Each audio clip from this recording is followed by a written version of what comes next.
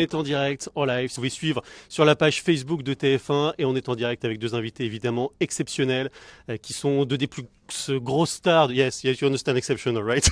Deux des plus grosses stars de Hollywood, si ce n'est les deux plus grosses stars de Hollywood. Among biggest stars in Hollywood, maybe number one, both actors here, Jennifer Lawrence and Chris Pratt, qui sont avec nous. Je vais essayer de faire l'interview dans les deux langues, français et anglais, et je vais essayer surtout évidemment de leur poser les questions que vous avez posées. I'm going to ask the questions that you guys have been asking within the last hours. Bonjour à tous les deux. Hi. Alors vous êtes en France pour faire la promotion du film Passengers. On voit l'affiche juste derrière, le film Passengers qui sort le 28 décembre en France. On a une dizaine de minutes à passer ensemble avant qu'il ne reparte. On va parler du film évidemment d'abord. Jennifer, could you tell us what Passenger is about in a couple of words? That's all you said. No, I didn't talk about the movie, what it's about. Passengers is about two people who set to go on an incredible journey, a 120-year journey where you sleep and you wake up on another planet. It's not post-apocalyptic. Earth is fine. It's just for people who want to experience something different. And a malfunction happens, and what's his name? And I wake up together. Alors vous avez compris, hein, ils partent dans l'espace pour un voyage qui doit durer 120 ans et puis il y a un petit problème technique et Chris va se réveiller et Jennifer aussi va se réveiller. Il y a 5000 personnes qui sont à bord. Could you sum up the movie in 3 words to convince people to go see it? 3 words? Yes, many people in the internet asked this. Est-ce que vous pouvez décrire le film en 3 mots? Il y a beaucoup de questions là-dessus. Greatest film ever. Le plus grand film de tous les temps, comme ça, c'est clair. Alors, Stéphanie demande, qu'est-ce qui vous a convaincu, Jennifer, pour dire oui à ce projet? Why did you accept this movie? Ask Stephanie. I had never been I had never had so much fun reading a script before. I really enjoyed it, and I thought that, the themes are so intimate, and I like any story that poses a question, that creates a conversation. I feel like everybody in the audience will leave with a different opinion. And it asked a lot of questions, and I liked that. And Pratt was already attached to it, and I had been wanting to work with him for a while. I tried to get him on another job, but it just wouldn't work. So I was excited to work with him, and I had never been I really love the script. Jennifer a beaucoup aimé le script et notamment le fait qu'il y a des questions qu'on se pose après le film. Évidemment, on ne va pas vous dire quelles questions parce que c'est ce qu'on découvre pendant le film. Chris, you have been shooting in other science fiction movies like Les Gardiens de la Galaxie, évidemment, but this one is very different. It's a space movie as well, but very different from the previous one. Oh yeah, absolutely. This isn't my first time being in space in a movie, but couldn't be more different. It's this is an epic film, and it's very much rooted in humanity and earthly human beings. We're two people who are put into a situation because of a malfunction in our hibernation pods. We wake up and we're forced to spend the rest of our lives in solitude, and it's definitely a different movie. It's got elements of action, drama, romance, and it feels very epic in scope. C'est un film très différent, c'est un film qui a une dimension épique, avec de l'amour, avec du suspense, avec beaucoup d'humour aussi, with a lot of humor, which is a common point with your previous movies. At the beginning, mostly a lot of humor. Oh yeah, I think there are moments of levity in this movie, but it's got Jennifer and myself, and so I think naturally there'll be a little bit of lighthearted humor that just comes from maybe our own personalities bleeding into these characters, but there are elements of humor, but it's not any one thing. It's not a comedy, it's not a drama, it's not a sci-fi, it's not a thriller, it's not a romance, it's all of those things. Ouais, c'est pas une comédie, c'est pas de la science-fiction, c'est un peu tout ça en même temps. C'est vrai, Jennifer, que vous avez la réputation tous les deux. You have both the reputation of being funny, making jokes, and everything. Was that the atmosphere on the set, or not at all? Not at all. We were very serious. We barely spoke in between takes.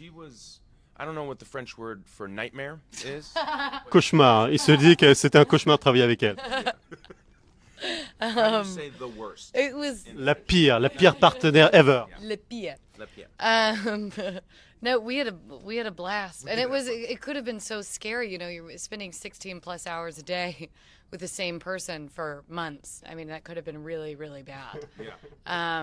But it was really amazing. I mean, he made me laugh every 5 minutes, every 2 minutes. I was gonna say every day, but That's true. We both laughed a lot. We both and it could have been difficult if yeah. you know. I And that think. came in a little bit in the movie. We have some improv stuff on some dates and stuff. Yeah.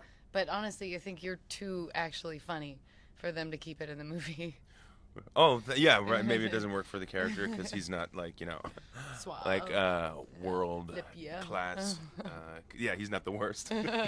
Je vais essayer de traduire, évidemment pas tout, mais vous pourrez revoir. En fait, Jennifer dit que Chris est quelqu'un d'extrêmement drôle, qui faisait des blagues à peu près toutes les 5 minutes et que c'est mieux quand on passe 16 heures par jour avec quelqu'un confiné comme ça dans un espace, c'est mieux si ça se passe bien. Sorry, say that again louder. I said, She's translating for me. yeah. Really? She Yes. said she believes that you're going to give me free coffee, Absolutely. free bag of coffee. That's- Earlier, I thought someone said, and Jennifer is OCD. Yeah. Il y a Anna d'ailleurs qui nous demande, est-ce que vous parlez français? Est-ce que vous comprenez? Do you speak French? No, I'm sorry. No, I don't. Désolée. Unfortunately, I don't. Not at all. You never learned it at school? Like a little bit. I can list all the days in a week, so that'll get me by if I was left here. You have one word a day. Yeah. Yeah, I can say on y va. On y va. Alors on continue. Il y a notamment Anna qui demande comment vous avez fait pour tourner les scènes d'absence de gravité. Could you tell us, Jennifer, about the scenes with the lack of gravity? How did you do that?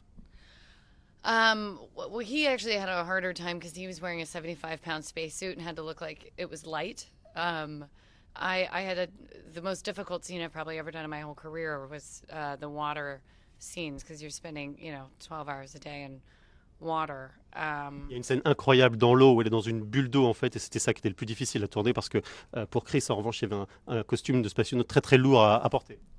That was very rude. I'm just kidding. Sorry. I'm just kidding.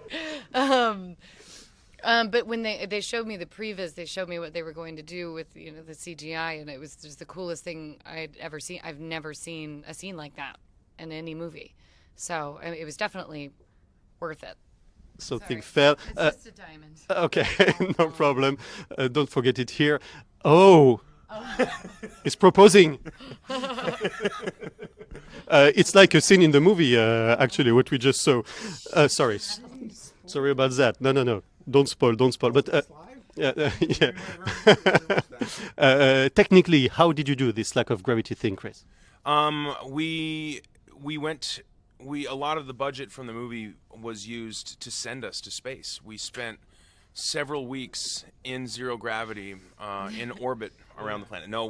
It was a combination of many things, a combination of animation as well as wire work with hanging from wires and creating the illusion that you're in zero gravity. It was difficult. It was technically very, very challenging.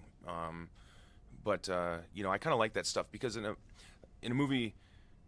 So, there's always some level of exhaustion somewhere, so it's nice to be able to distribute the exhaustion. Like sometimes you'll be mentally exhausted from doing a scene that's really dialogue heavy or emotionally exhausted for something that requires some depth of emotion. But then there's days that are just physical days where you are a prop and you're being hoisted in the air and flung around. And so I kind of like being able to distribute that so you don't get the days that you're feeling physically tired, the next day you do something that will mentally tire you out. Alors, ce que nous dit Chris, c'est qu'au début, il nous disait qu'en fait, la production, ça a coûté très cher parce qu'il a fallu les envoyer vraiment dans l'espace et c'est pour ça que l'illusion est si parfaite. Alors, en fait, non, ils étaient attachés à des câbles et c'était physiquement assez épuisant.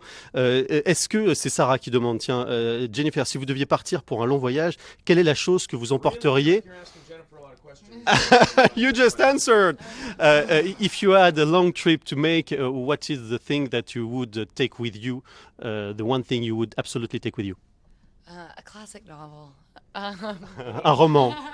Um, Which one? I mean, Which I classic guess, novel? I guess my cell phone, because I can't even like leave the room without my cell phone. So it'd be ridiculous to think that I could leave the planet without my phone, even though I doubt it would work. Yeah, you would be hard to get service. Yeah, it would be. Ah, ça serait son téléphone portable. And what about you, Chris? If I could bring one thing, oh, Baby. yeah, my child. Oh yeah, my family. That's one thing. I'd bring my family. No.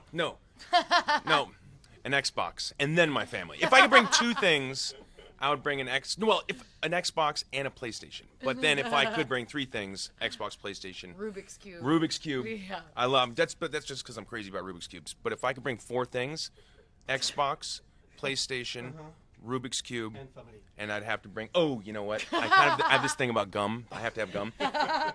But that's a compulsive thing. So if I got five things, my family would get to come with me, which is really cool. Alors je vais essayer de résumer ce que nous a dit Chris. Il a d'abord dit j'emporterai ma famille, et puis finalement il a dit non, ce serait plutôt une Xbox. Et dire une Xbox, une PlayStation, et puis un chewing-gum, et puis ensuite éventuellement sa famille. Vous avez travaillé tous les deux avec un Français, figurez-vous. You've been working, both of you, with a French guy. His name is Omar Sy. You've been working with him on the X-Men and you in Jurassic World. Could you tell us about him? How was it to work with him? Le Pio. Is that what Pierre again. No, I actually I didn't get to work with him because but I've met him and he's incredibly nice and he's an amazing actor. I'm a huge fan. But you worked with him. Yeah, I worked with him, and there's a reason he's a star. He's just got such charisma. He's very, obviously a tremendous talent, but on top of that, just a really nice, genuine person, and a good family man. I like him a lot. I think I just adore Omar.